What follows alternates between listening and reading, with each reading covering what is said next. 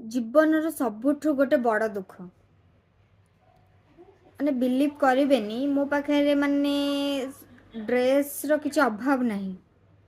କି କୌଣସି ଫେଷ୍ଟିଭାଲରେ ମୁଁ ଡ୍ରେସ୍ କରୁଛି ସେଇଟା ତ ହେଇପାରିବନି ମାନେ ଯେବେଠାରୁ ସେବେ ଫ୍ଲିପକାର୍ଟ ମିନ୍ତ୍ରା ଆମାଜନ୍ ଏଗୁলো ସବୁ ବାହାରିଲାଣି ମାନେ ମାସକୁ ତ 7-8ଟା ଡ୍ରେସ୍ ମୁଁ ଅର୍ଡ଼ର କରିବା କଥା ଅନନେସେସରି କରିବି ହିଁ କରିବି କିନ୍ତୁ ସବୁଠୁ ବଡ଼ ଦୁଃଖ ହେଲା ଡ୍ରେସ୍ ଥାଇକି ବି ମୁଁ ପିନ୍ଧିପାରେନି ଗୋଟେ ଦିନରେ ସେ ହେଉଛି ପ୍ରଥମାଷ୍ଟମୀ ମାନେ ଆମେ କ'ଣ ଏତେ ପାପ କରିଥିଲୁ ଯେ ଆମର ଡ୍ରେସ୍ ନାହିଁ ମାନେ ଚାହିଁଲେ ବି ପିନ୍ଧିପାରିବନି ନା କାରଣ ତମେ ସାନ